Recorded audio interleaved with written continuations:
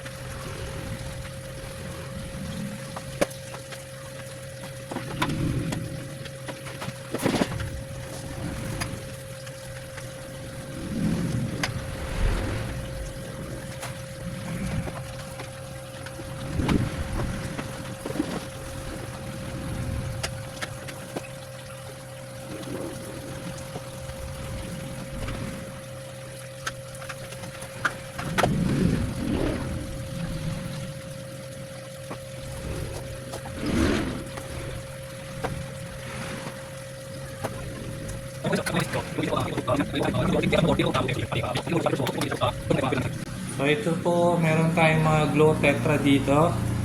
Ayan po, may mga available na tayo na blue. Napakahirap hanapin ng blue tetra. Yung malalaki po dyan is golden Subaru. Ayan po. So, glow tetra. Meron tayong mga arawana dito. Silver arrow. Yan po, malaki na siya. Yan, meron tayong dalawa rito na nasa 10 inches. Yan po, high fin hammerhead. Lalaki na rin po yung ating high fin hammerhead. Meron tayong torpedo barb dito. Bigger size angelfish.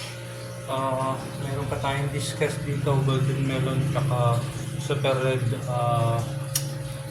Ang tawag dito? Nakalimutan ko na. Yan po, pigeon super red. Ito po yung malalaki nating Oscar dito.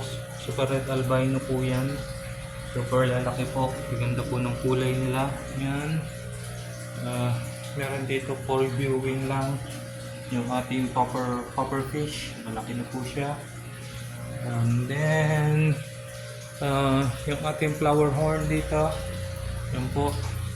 Siya. And then, meron tayo dito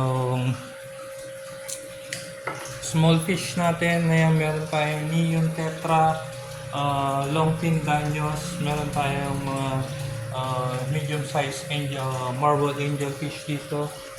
Meron tayong glow Tiger Bar.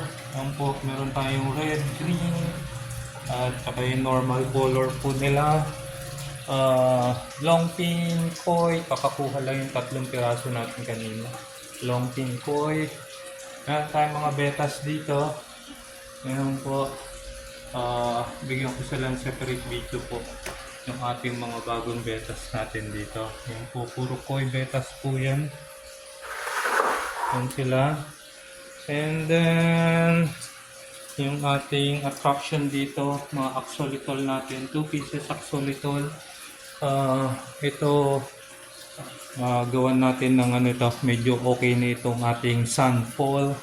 Then meron tayong mga goldfish dito, ranchos, red and white oranda, red caps, okay, feeders. Yun po, sa mga naghahanap ng feeders, meron tayo small size goldfish, meron tayong SBST. Yan po, ang ganda ng kulay, tingkad ng kulay. Red cap, meron tayong Thai black oranda, Thai black rancho dyan. Calico Moor. And then, meron tayong long fin Oscar, meron tayong long fin Tiger Oscar, tsaka long fin albino red Oscar. Yan po, meron tayong parrotfish. Ito, marami nating anak, yung ating mga parrotfish po. Yan, for sale na po yung kanilang mga anak, pwede na pong i-out yan. And then meron tayong mga breeder size cichlid dito. Kung gusto nyo, pour out din yan, breeder size cichlid natin. Meron tayo dito red frontosa. Ayan po, red frontosa, golden snails. Marami tayong golden snails ngayon. Bristle nose, for collection ko po yan. So ayan po, ito po.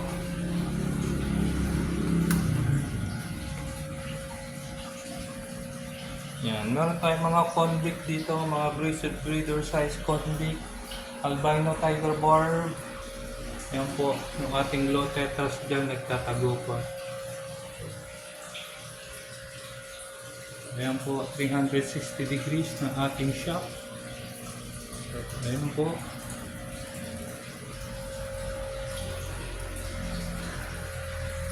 So again po, kung gusto niyo pong bisitahin yung aking place, dito lang po yan sa Tayug, Pangasinan. Landmark natin, harap ng Water District, yung may second floor na building dito, nakadikit nila ako sa St. Patrick, and malapit lang sa Magic Mall. So yan po, Pangasinan Benta po.